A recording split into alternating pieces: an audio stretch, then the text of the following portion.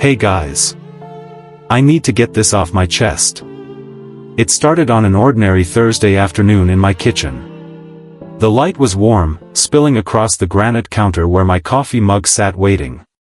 Retirement had given me these small, quiet pleasures, time to enjoy the smell of fresh coffee, the hum of my old percolator. 43 years in this house, and I still felt a sense of calm when I looked out at the lawn I'd kept in perfect condition.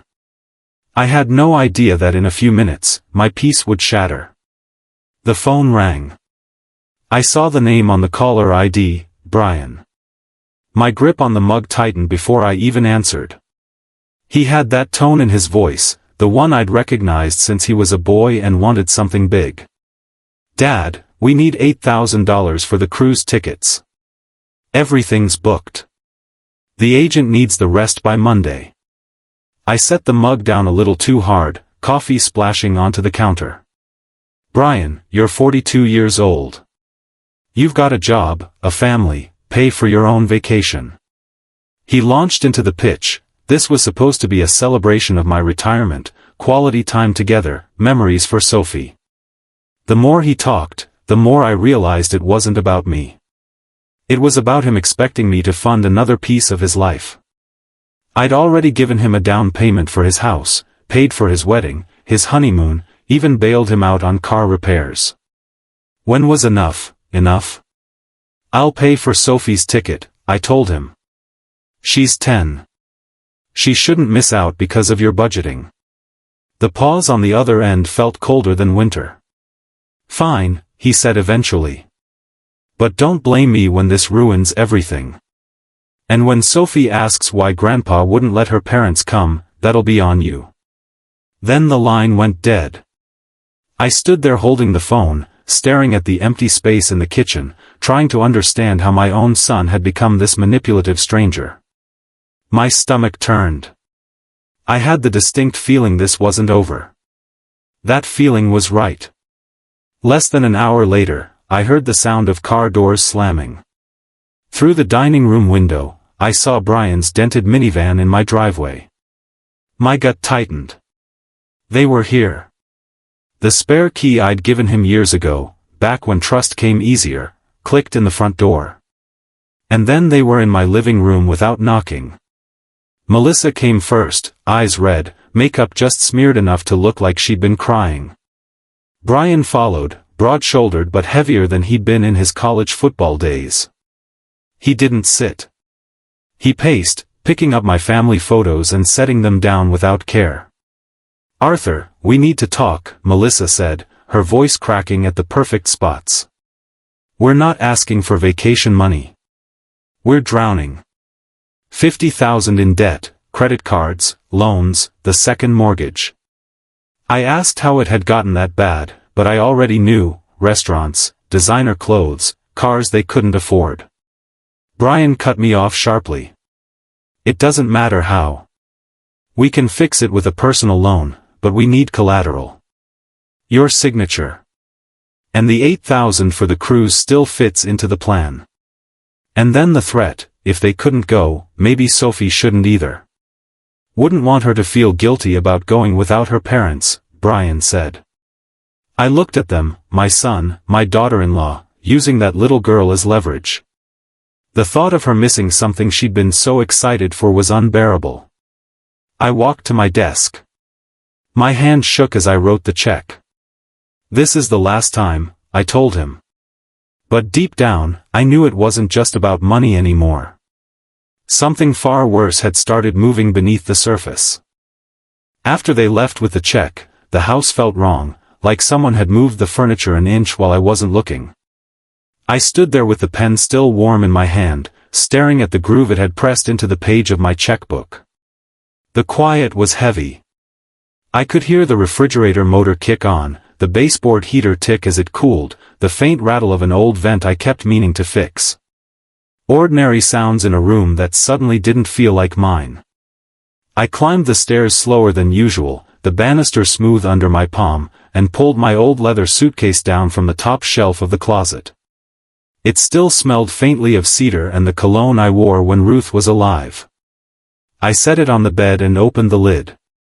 Shirts, pants, socks, those I folded by muscle memory. My mind wasn't in the packing. It was elsewhere, down a long, well-lit hallway where every door had a plaque with a dollar amount on it. I reached for socks and accidentally tugged out the thin file folder that lives beneath them. I knew what was inside even before the paper sliced my fingertip. The records of my better intentions. The down payment for Brian's starter home, which somehow wasn't very starter at all. The wedding and the reception and the honeymoon he said would set the tone for the marriage. The car repair that became a new car. The small loans that were never small when you added them together, and never loans if no one paid you back. I put the papers on the bed and did what I'd done my whole career, I added. I didn't need a calculator, but I used one anyway, because it hurts more slowly when you watch the numbers climb in green digits. House. Wedding. Honeymoon. Cars. Unexpected medical. Christmas, we'll square up in January. A dozen little IOUs that were never written down because I believed a handshake from my son was worth more than ink. It came to a number I don't want to write here. A number that sits in your chest like a cinder block. What kind of father keeps a ledger against his own child? What kind of son makes him need one? A photo slipped out, Sophie last Christmas, missing a front tooth, holding the knitted hat I made her because she'd asked for one just like Grandpa's. I had to sit down. I traced the frayed ribbon at the corner of the picture and tried to remember the last time Brian looked at his daughter the way she looks at me, with no angle, no calculation. Just love. I stacked the papers, slid them back into the folder, and forced myself to finish packing. Toiletries. Belt. The paperback I'd started and kept falling asleep to. The travel envelope with our reservations for the Aurora Crown, the cruise ship Melissa had circled in blue pen, writing "Dream Week" in a loopy script at the top. I closed the suitcase and set it by the door. The house went dark one switch at a time. I barely slept. When the alarm chirped at 6, I was already awake, watching the ceiling fan turn shadows around the room. I shaved carefully, the way my father taught me, and ate dry toast because my stomach felt like it had rocks in it. At 7:30, Brian's minivan rolled into my driveway. I heard the brakes squeal a little, the way brakes squeal when someone keeps choosing other things to fix first. Sophie was on the porch when I opened the door, hair in a ponytail she'd probably tied herself, wearing pink sneakers and hugging a dog-eared paperback like a lifeline. "Grandpa, we're really going," she said, bouncing on her toes. "Do you think there's a library on the ship? And a pool shaped like a dolphin?" Mom said maybe. She always says maybe, I thought, but smiled instead. "I think there's a little of everything on that ship." I buckled her into the back seat and slid into the middle beside her. The air in the van was a mix of stale coffee, fast food salt, and the artificial pine of a dangling tree-shaped freshener. Melissa adjusted the visor mirror to watch us, the plastic click louder than it needed to be. Her smile in the reflection was soft and glossy and didn't reach her eyes. Brian didn't look at me in the rearview. He rolled his shoulders, gripped the wheel, and eased us out like he was guiding a barge. We drove east into the city. The morning unfurled in grays and silvers, the way Boston looks when the sun is up but not awake yet. Sophie pressed her face to the glass. "It's like a forest," she said, "but the trees are buildings." She pointed. "Is that the tall one with the big mirror sides?" "The Hancock Tower," I told her. "When I was your age, it was the future." Traffic thickened. Brian's jaw did that thing it does, tight, then tighter, like a crank turning. A delivery truck blocked the intersection longer than it should have. He muttered something under his breath. Melissa turned her head just enough so I could see her profile but not enough that she had to face me. "Money can buy many things," she said softly, as if to the visor. "But it can't buy genuine affection, can it, Arthur?" It was the kind of comment that slides under your skin while smiling. I looked at Sophie. She sat up straight, the way kids do when they decide to be brave in small ways. "Grandpa's my favorite person," she said, clear as a bell. She turned her face to me and the look in her eyes lit a pilot light I thought grief had blown out years ago. I put my hand over hers on the seat and squeezed. "You're my best girl," I told her. "Worth more than all the gold in the world." Brian's knuckles went pale on the wheel. He didn't say anything, but the silence pushed against my ribs. We crested a rise and the harbor came into view, masts and cranes and the slate of the water. The closer we got, the more the van filled with the smell of salt and diesel and gulls. The terminal sat like a bright tooth at the edge of the piers, buses unloading, porters stacking suitcases on rolling carts, families taking pictures in front of banners that made promises in shiny fonts. Sophie's excitement surged and took me with it for a few seconds. Even joy borrowed from a 10-year-old is still joy. Brian pulled into the drop-off lane where men in vests waved cars into neat little pockets. He put the van in park and finally looked at me, the motor still shaking the floor under my shoes. "We should talk," he said. But he didn't finish the sentence. He didn't have to. He'd come to collect the rest of what he thought I owed him: obedience, gratitude, an unspoken contract that said I would keep him afloat because he was mine. A porter opened the side door and the morning rushed in. "Aurora Crown?" he asked cheerfully, like he was naming a friend we had in common. "Crown," I said, surprised by how steady my voice sounded. I handed over the cases. Sophie slid her small backpack onto her shoulders with ceremony, like a pilgrim shouldering a pack. Inside the terminal, people were everywhere: laughter, rolling wheels, the rapid chatter of children who can't keep actions behind their thoughts. I watched the big screen tick off boarding groups, watched uniformed staff scan passports with practiced efficiency, watched a little boy drop his stuffed dolphin and a stranger pick it up before he noticed it was gone. Ordinary kindness. The kind I wanted Sophie to believe was the default setting of the world. We passed a poster of the ship, lit up against a twilight sea, the Aurora Crown in all her white and blue assurance. 12 decks. 3 pools. 2 theaters. "Sophie," I said, tapping the glass, "there's your library." She leaned close, fogging the poster with her breath. "Do you think the books will sway when the ship moves?" "Maybe a little," I told her. "It'll feel like reading in a treehouse." Behind us, Melissa's voice thinned. "Brian, remember," she stopped when I looked. The rest of the sentence folded itself into her throat. Security separated us into snaking lines. I watched Sophie scold herself for fidgeting and then fidget anyway, watched the guard check her backpack and smile at the glittery stickers she'd pressed on the front. For a few minutes, the noise, and the smell and the bustle turned my life back into something large enough that my problems felt small. I wanted that illusion to last. It didn't. When the attendant called our names, she handed me a gold-edged keycard and Brian a plain white one. A small thing, but meaning runs through small things like water through stone. Brian's gaze flickered to my card. Melissa's mouth pressed thin. I put a steady hand on Sophie's shoulder and guided her toward the gangway, that metal bridge between what had been and what was coming. The ocean breeze came up the tunnel, cool and briny, and in it was something I hadn't felt since the check hit my hand the night before, a strand of hope, fine as fishing line, strong enough to hold if I didn't tug too hard. Was I a fool for believing this trip could still be about her and me, about sea air and paperbacks and a week where nothing hurt? Or was this the last decent choice left to me, show up for the child who showed up for me, even if it meant walking into whatever came next with my eyes open?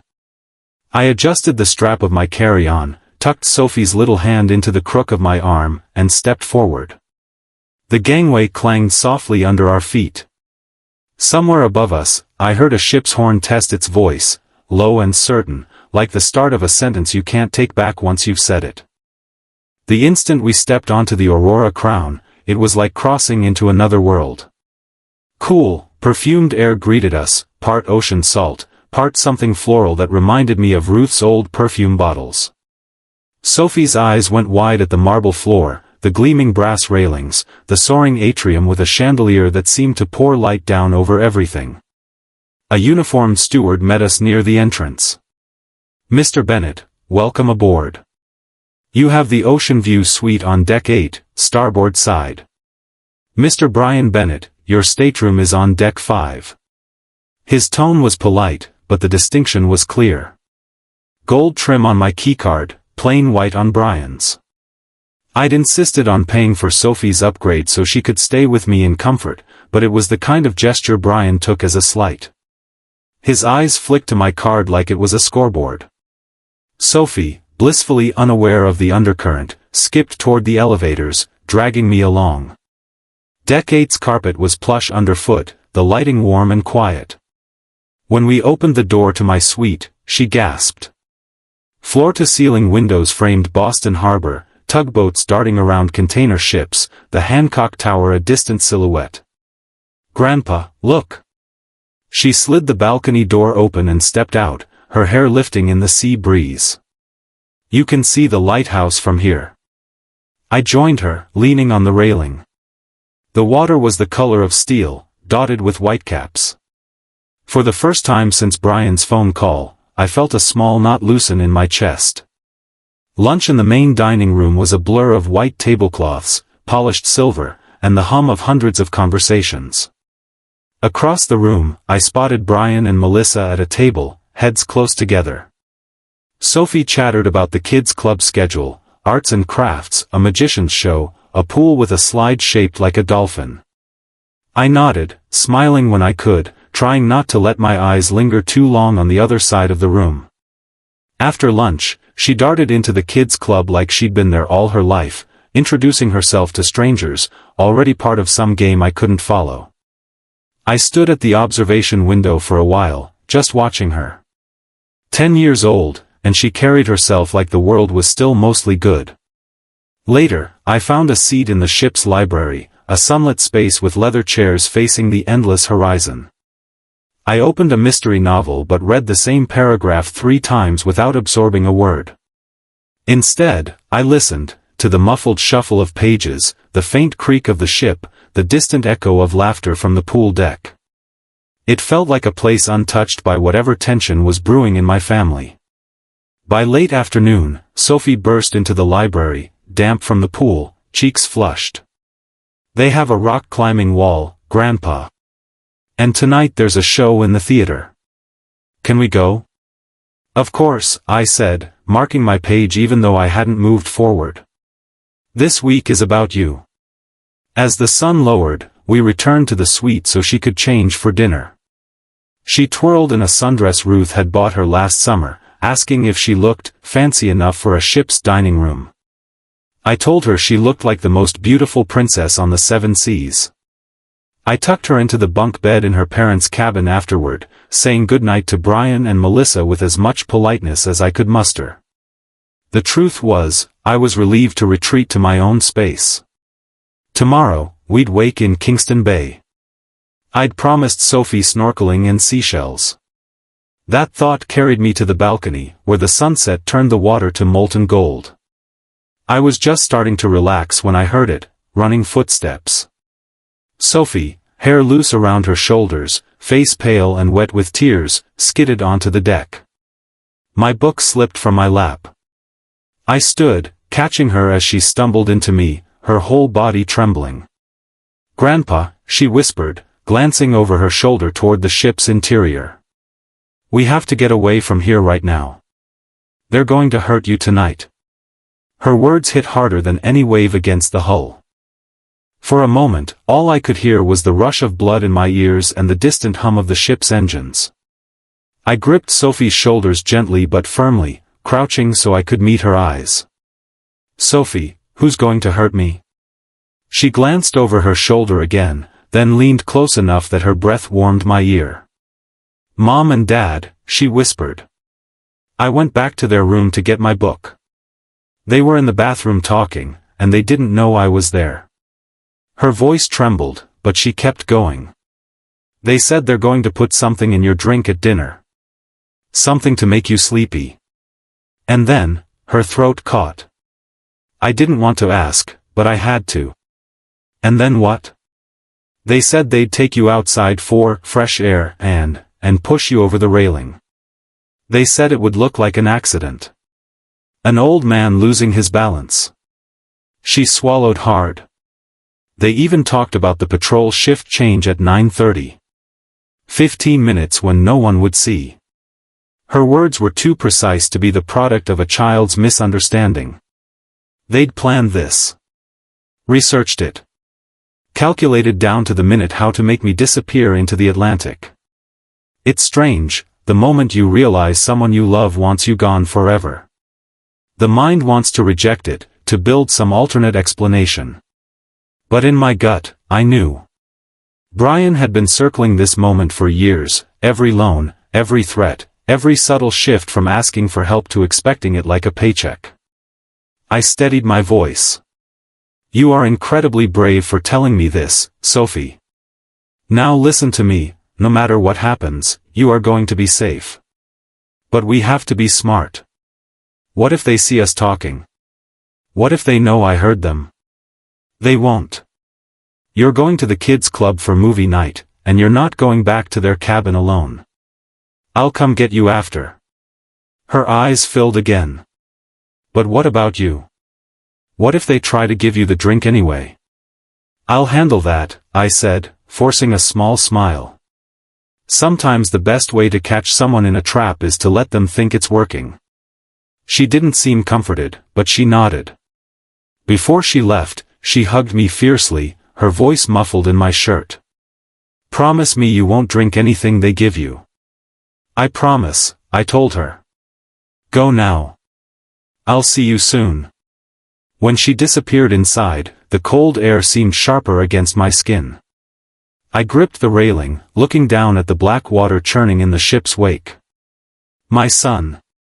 My own blood. He'd decided I was worth more dead than alive. I went back to my suite, sat at the small desk, and pulled my phone from my pocket. The voice recorder app was ready, screen dark, microphone live. If they were willing to talk about murdering me in their cabin, maybe they'd talk again. At 8:45, I headed for the ship's lounge, choosing a table in the corner with a full view of every entrance. I ordered nothing, just sat with a menu and my phone nearby. A few minutes later, Brian and Melissa arrived, smiling like we were in some travel brochure. There you are, Dad, Brian said, clapping a hand on my shoulder. 3 martinis, he told the bartender. Grey Goose, extra dry, just like my dad always orders. That detail made my skin crawl. I'd never been particular about vodka brands. The insistence was the tell.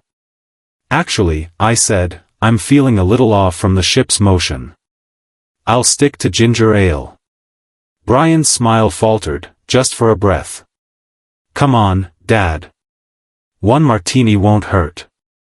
Melissa leaned forward, all warmth on the surface. Who knows when we'll all be together like this again? I pushed my chair back. Dinner's on me tonight. Order whatever you want. I'm going to walk this nausea off and meet you in the dining room. I left enough cash on the table to cover their drinks and walked away without looking back. But I didn't head for the dining room. I took the elevator to deck 5 and found a quiet spot near their cabin. Through the thin wall, I heard it, Melissa's voice, sharp with frustration. He suspects something. Did you see how he refused the drink? Brian's reply was colder. Then we'll do it during his deck walk. 15 minutes without security, just like we planned. Make it look like he slipped. I held my phone close to the wall, capturing every word. My son's voice, plotting my death. It was the most chilling sound I'd ever heard. Dawn came pale and glassy, the water around us shifting from iron to blue as the Aurora Crown threaded into Kingston Bay. From my balcony, I watched pastel houses stack up the hillside like someone had arranged them with careful fingers. Small boats arced across the harbor, leaving white stitches in the surface. For a few minutes, I let the view pretend I was a regular grandfather on a regular vacation. I wasn't. My overnight bag sat open on the sofa, not with bathing suits and maps, but with things I might need if everything went wrong: passport, wallet, phone charger, a spare shirt, the small voice recorder with last night's confession locked inside it. I tucked the recorder into an eyeglasses case and slid the case into a side pocket. The bag looked harmless, something a man might carry if he was just stretching his legs ashore. When the gangway lowered and the ship's bell chimed our arrival, I felt the tug to run. I could walk off, vanish into the little city, find a flight home, and file a report from a safe kitchen where my coffee knew the shape of my hand. Isn't that what anyone with sense would do? Then Sophie found me on the deck by the railing, already wearing a sundress the color of lemons. "It's so pretty," she said, gripping my hand with both of hers. The joy on her face hit me in the sternum, and then the fear rushed up behind it like a shadow. "Are we going off the ship?" she asked, hope fighting with something she didn't have words for. I had my lie ready. "I need to take care of some boring grown-up paperwork," I said, hating the sound of it. "Why don't you go with your parents?" No, it came out sharper than I'd ever heard from her. She shook her head so hard the elastic in her ponytail squeaked. "Please don't leave me alone with them. Please. If you go, who's going to protect you?" "Who's going to?" she swallowed, eyes shining. "Who's going to protect me?" The bag handle pressed into my palm. I felt very old and very clear. I zipped the bag closed and set it behind a life ring bracket where it looked like any crew gear. "You're right," I said. "I'm not going anywhere. We do this together."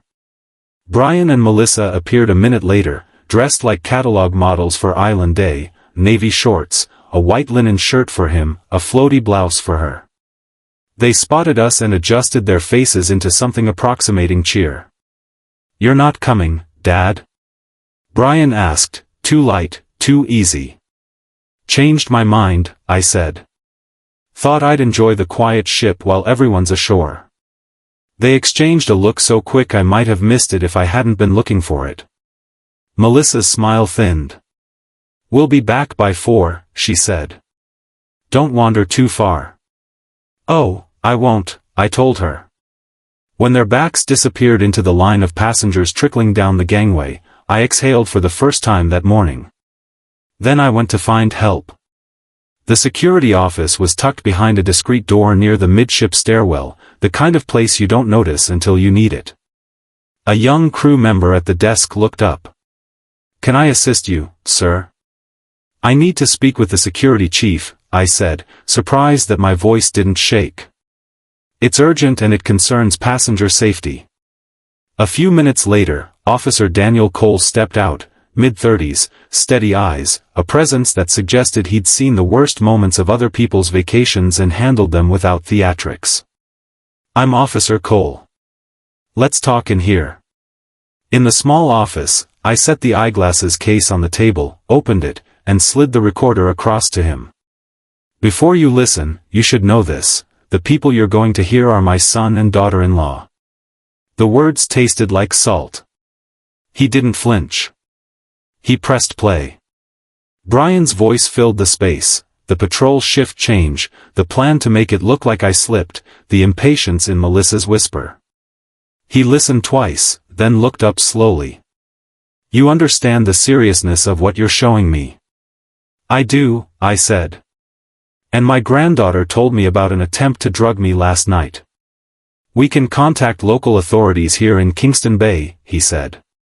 "Have them meet us at the gangway." I shook my head. "If you arrest them now, Sophie loses both parents in a foreign port. She's 10. Traumatized. She needs something else." "Mr. Bennett," he said carefully, "attempted murder isn't something else." I leaned forward. "I know. But I'm asking for a way to stop them without destroying her life today. Can we do that?" The question hung there, bigger than the room. He considered me for a beat longer than was comfortable, then picked up the phone. "Captain Harris, sir. I need you in security." The captain arrived with the calm of a man who had spent half his life on water. He listened to the recording, jaw tightening once, then motioned for me to tell him everything from Sophie's whisper to the lounge to the thin wall on deck 5. When I finished, he folded his hands. "We can confine them to their cabin for the remainder of the voyage and turn them over at our next major port," he said. "But that doesn't address the window before then." "I take a walk most nights around 11:30, I said. "They know that. Tonight, I do it again. You place your people where they can see but not be seen. If they try to move on me, you intervene. You'll have the recording, you'll have their actions. It ends without a body bag." My throat went dry. "Preferably mine." Officer Cole frowned. "You're asking to be bait." "I'm too old to outrun them," I said. "But I can outthink them. And I won't leave Sophie alone with two people who have already weighed a human life and found it less than convenient." Captain Harris held my gaze. "If we agree, we do it by the numbers. Redundant coverage. Signals. No heroics." "Understood," I said, and meant it. We spent the next hour on details. The upper deck, starboard side, where the wind tends to mask footsteps, 2 officers concealed near the lifeboat station, 1 at the far stairwell, Officer Cole with a radio and a direct line to the bridge. A simple signal for me, a small emergency whistle in my pocket, and a second plan if the first failed. We rehearsed the choreography with words until it felt like muscle memory. "What about the child?" the captain asked finally. "She'll be at the kids' club movie night," I said. "I'll collect her after midnight. She won't know until it's over." The captain slid a small whistle across the table. It felt absurdly light in my hand. "Blow once if they approach. Twice if they have hands on you. Either way, we're already moving." When I left the office, the ship felt different, like the hull had shifted under my feet. I found a quiet corner in the library and wrote a letter to Sophie. I didn't use big words or metaphors. I told her where to find the envelope marked for our attorney in my desk at home, what accounts were in her name for college, and that none of this was her fault. I told her the truest thing I know, that love is a choice you make every day, often against your worst instincts.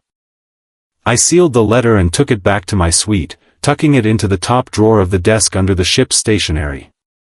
Then I stood at the window and watched the world outside for a while, families walking to the market, a boy pulling a kite into wind, 2 old men arguing with the animated gestures of people who have been friends a long time.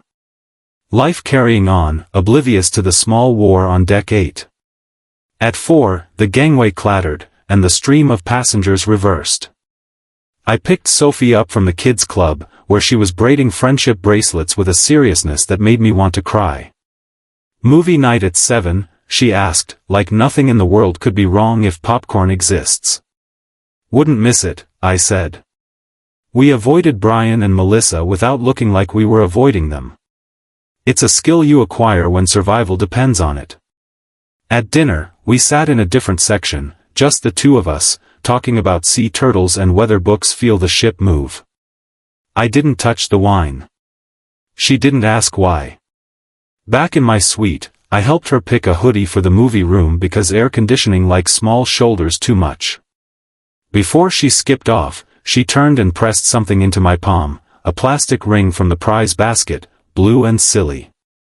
"For luck," she said. "Lucky already," I told her, and slipped it onto my pinky.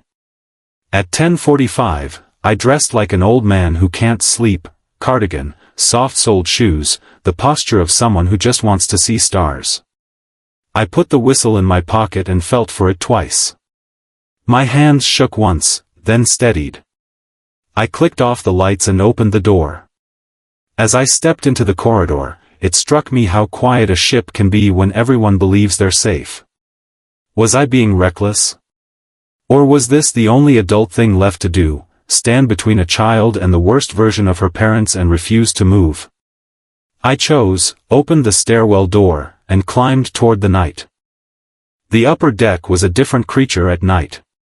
The usual daytime chatter was gone, replaced by the low groan of the ship's hull and the hiss of wind rushing along the rails.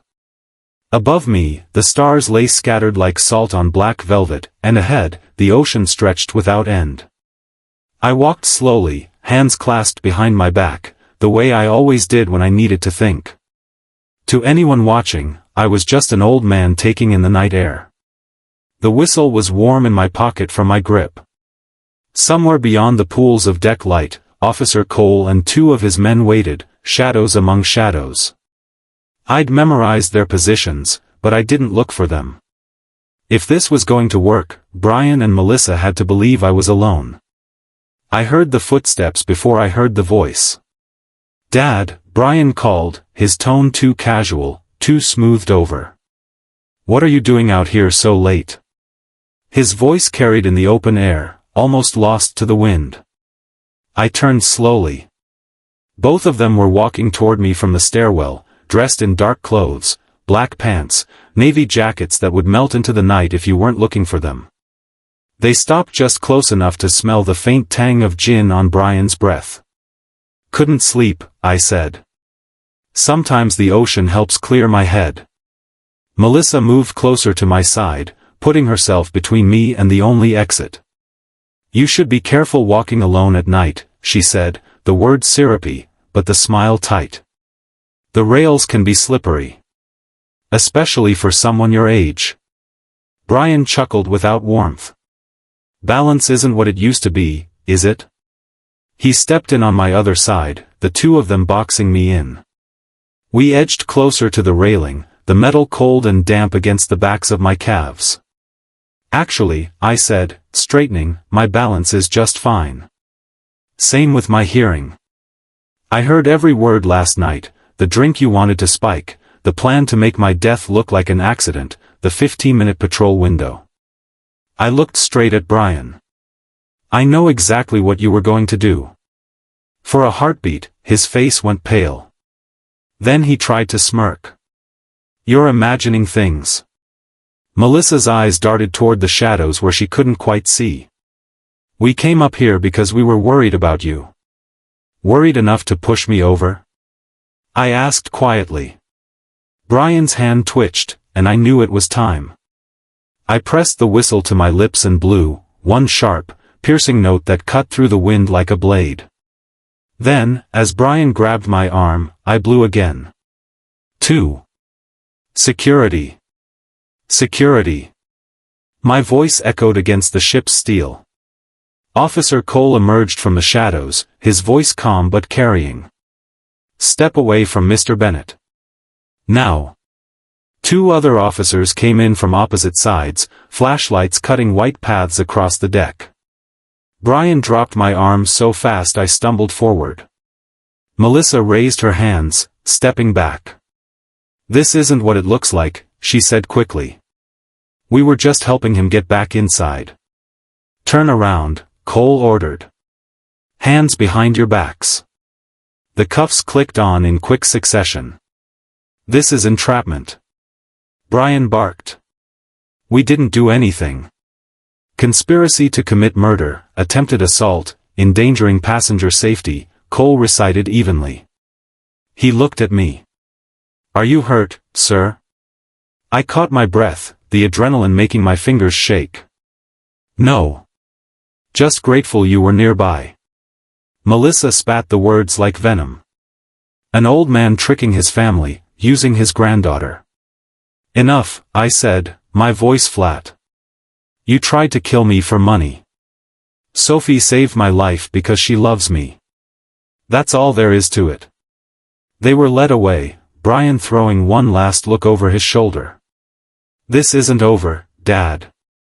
I didn't answer. I stayed at the rail, letting the night air wash over me, the distant throb of the engine steady in my chest. They were wrong. It was over. At least this part. 45 minutes later, I sat in the security office giving my statement. Through the thin wall, I could hear Brian's voice rising and falling, Melissa's tone shifting between pleading and calculating. Cole set his pen down.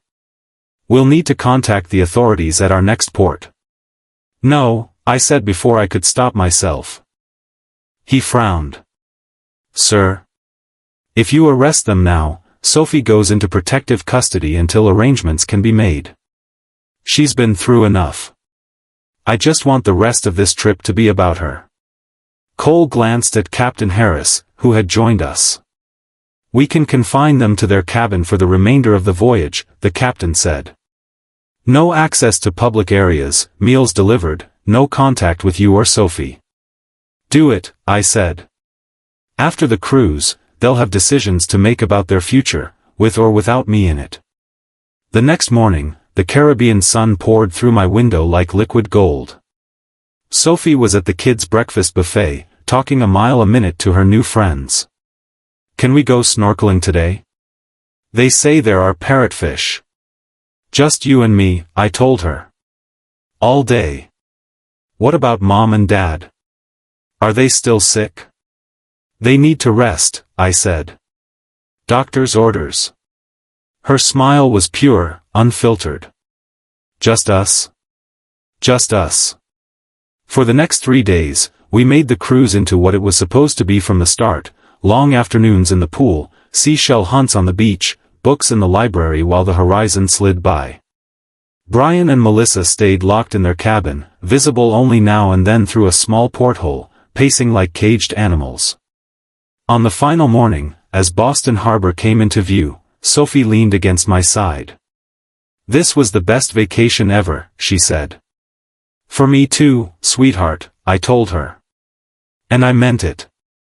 In the quiet after all the noise, I keep returning to small things. The weight of a plastic ring on my pinky. The way Sophie leans into my side without thinking. The sound of a ship's horn folding into morning light. People want endings to be clean, but this one isn't. I'm home, yes. I sleep with the window cracked and listen to the old maple rub its branches against the siding like it's reminding the house it's still here. I make coffee and stand at the sink until the kettle sings. I can do these ordinary rituals again without wondering if someone is measuring the minutes until I stop breathing. That matters. But there's a bruise under everything. It shows up when I pass a mirror and catch the angle of my jaw that looks like Brian's, or when a commercial about family dinners wanders onto the evening news and I feel foolish for how quickly I change the channel. I keep asking myself if I missed a sign so bright it could have lit a runway. Maybe the truth is less dramatic. People don't usually break all at once, they drift. And if you love them, you drift too, making small allowances until you're a mile from shore and can't name when the water got deep. Sophie is my lighthouse. We read in the evenings, her voice getting steadier, mine softer. She asks careful questions about fairness and forgiveness, and I try to answer without lying to either of us. I haven't decided what to do about Brian and Melissa beyond the boundaries I've already set. Some doors need locks before they can have hinges again. Maybe they will change. Maybe they won't. I'm learning that both possibilities can exist at once without canceling each other out. For now, I choose the simple, stubborn verbs: protect, provide, continue. I put the whistle in the back of a drawer, not as a trophy, but as a reminder that love isn't passive. It stands up when standing up is the harder thing.